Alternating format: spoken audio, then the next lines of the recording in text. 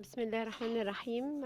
أنا اسمي داليا عبد الله، مواطنة مصرية، متواجدة بنيويورك، عايشة هنا من 14 سنة. والنهاردة جاية بتكلم عن فرحتنا لما الرئيس السيسي وصل لأمريكا، وفرحة الجالية المصرية كلها بزيارة الرئيس بعد ما رجع لنا مصرنا من ايدين كانوا عايزين يخطفوا مصر مننا.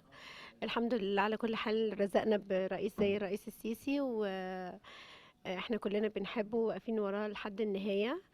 لكن اهم حاجة النهاردة جاية عشان نتكلم عنها الاول الايجابيات. طبعا ان احنا عملنا مجهود جامد جدا جدا جدا في زيارة الرئيس السيسي لمصر. كلنا كنا متواجدين في الشارع، الستات اكتر من الرجالة كالعادة، لان الستات سواء هنا او في مصر من كتر حبهم لبلدهم بيظهروا حبهم بكل الطرق الممكنة.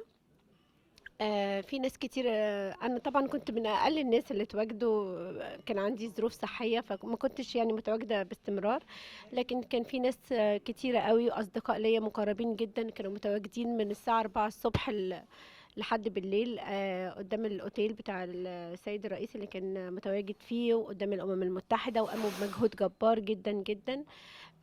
كلنا قدمنا على بيرميتات علشان نقدر نقف قدام الأمم المتحدة، ويوصل صوتنا بالترحيب بالسيد الرئيس. كل واحد مننا كان عنده 2 بيرميت أو 3 بيرميت علشان نقدر نوصل بأكبر عدد من البرميتات، إن احنا نكون في متواجدين أثناء زيارة السيد الرئيس للترحيب به. ولكن حصلت سلبيات كتيرة جدا من العنصرية المصرية. احنا عايزين نسأل ليه. يعني لو الفيديو ده وصل للسيد الرئيس، عايزين حد يجاوبنا على السؤال ده: ليه السلبيات دي حصلت من العنصرية المصرية مع الجالية المصرية اللي كلهم نزلوا، وقفوا وضحوا بوقتهم وشغلهم ومجهودهم علشان زيارة الرئيس تنجح، ونوري للناس كلها ان احنا فخورين بالرئيس بتاعنا. وده ما كانش انقلاب زي ما الناس كانوا بيدعوا وبيقولوا على مصر ان اللي بيحصل فيها انقلاب. احنا كنا بنطبع 2 فلايرز و3 فلايرز ونشرح للامريكان ان احنا واقفين هنا ليه، يعني ايه علم مصر، يعني ايه انتخبنا رئيس جديد، ورحنا بإرادتنا انتخبناه. احنا واقفين هنا عشان نرحب بالرئيس. كانت الرسالة كنا عايزينها توصل للعالم كله: احنا انتخبنا الرئيس وبنرحب بيه، وده ما كانش انقلاب. فالحمد لله على قد ما نقدر الجالية المصرية وصلت الرسالة للعالم كله. لكن احنا محبطين جدا جدا جدا. يعني بمعنى أصح، ناس كتير قوي من اللي بذلوا المجهود عندهم إحباط شديد جدا. أولا بسبب تقصير القنصلية المصرية آه، في واجبها ضد الجالية المصرية. احنا عايزين نعرف: هل المخابرات المصرية بتراقب المصريين، أو حتى مخابرات على المصريين المتواجدين في أمريكا، بحيث يبقى في أفضلية لناس على ناس؟ هو زمن المحسوبية وزمن الفلول رجع تاني ولا ايه؟ يعني ايه يتقال لنا مثلا انتوا تطلعوا بره مثلا المكان ده ويتقفل علينا ويبعد عننا، ويجي ناس تانية مقربين جدا لناس بيقولوا بيدعوا ان هم من المخابرات المصرية، which is not true. يعني مش صحيح ابدا ان هم من المخابرات ولا حاجة. لان انا يعني اشك ان المخابرات المصرية تكون بالتفاهة دي، ان هي تبعت حد يقول ان من المخابرات المصرية عشان ندخل ناس مفضلين للرئيس. الناس اللي قاموا بالزيارة مع الرئيس، لما كل الإعلام كتب إن السيد الرئيس هيقابل كتير من الجالية المصرية ومنهم رجال أعمال، كل اللي كانوا في مقابلة السيد الرئيس هنا أغلبهم ما هماش رجال أعلام، ولا هم من الإعلاميين، ولا رجال أعمال، ولا أي حاجة. في ربات بيوت، وفي ناس أساسا ملهمش شغلة، وستودنتس طلاب بس دخلوا واخترقوا الأمن، بدليل إن هم دخلوا صوروا فيديوهات وزعوها على الفيسبوك في مقابلتهم مع السيد الرئيس. وده ما كانش المفروض أساسا، ده اختراق أمني. مين اللي وصل الاختراق الأمني ده إن هو يحصل كده؟ مين اللي دخل الناس دي إلا عن طريق المحسوبيات اللي بتحصل من وراء القنصلية؟ الناس اللي دخلت دي دخلت بعلم القنصلية المصرية: فلان وفلان وفلان وفلان. هل الأسماء دي ذكرت للسيد السفير قبل موافقته على دخول الناس دي للسيد الرئيس. طيب الناس دي مين؟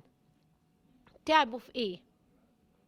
ما شفناش منهم اي مجهود خلال الايام الانتخابات ولا ايام الاحتفال بالرئيس ولا حتى ايام زيارة السيد الرئيس. نفوجئ ان الناس اللي قامت بكل المهام دي والناس اللي تعبت وفعلا وبذلت المجهود مفيش حد منهم قابل الرئيس بعد ما وعدوهم ان هم هيقابلوا السيد الرئيس. هم ما كانش اساسا الغرض من مقابلة الرئيس اي شيء غير الترحيب بيه يعني بنشكره بحرارة وبس بنوصف له مدى انبساطنا يعني ان احنا اخترناه وان هو بقى رئيس مصر. ولكن اللي يحصل التخطي الرهيب ده للناس اللي قامت بالمجهود وبعد كده يدخل ناس من مجرد بس ان هم قرايب فلان او او واحد داخل طالع على القنصلية المصرية بيدعي انه من المخابرات المصرية وهو ملوش اي دور في المخابرات المصرية، ويدخل ناس من معارفه ومحسوبياته. دي طبعا مهزلة. احنا ما كناش متخيلين ان ممكن ده يحصل هنا، هو لا هنا ولا في مصر. خلاص المفروض ان الزمن ده انتهى، مش ما هواش هيرجع تاني.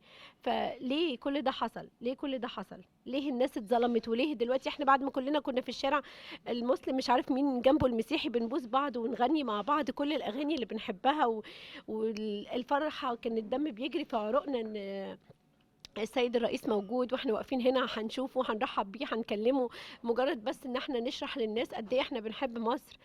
يحصل كل الانقسام ده بعد كده بقى كل واحد مننا منقسم في حته. احنا ما صدقنا اساسا اتلمينا على حاجه واحده او بقينا كلنا ايد واحده. ليه الانقسامات دي اللي بتحصل؟ وليه المحسوبيات دي؟ وليه كل ده؟ مين هيجاوبنا بقى على السؤال اللي بيحصل ده؟ يا ترى حد ما هيجاوبنا من القنصلية المصرية ويوضح لنا الصورة مين اللي داخل طالع على القنصلية بيشغل الناس بالمحسوبيات؟ ولا هترد علينا المخابرات المصرية وتقول لنا يا ترى هي هيرت مين عشان يراقب المصريين أو يمنع المصريين أو يقرب المصريين من السيد الرئيس؟ المفروض السيد الرئيس إن احنا كلنا عنده سواء. ف يعني احنا بس نتمنى ان صوتنا يوصل للسيد الرئيس ونلاقي إجابة على الأسئلة اللي سألناها. وشكرا والسلام عليكم ورحمة الله وبركاته.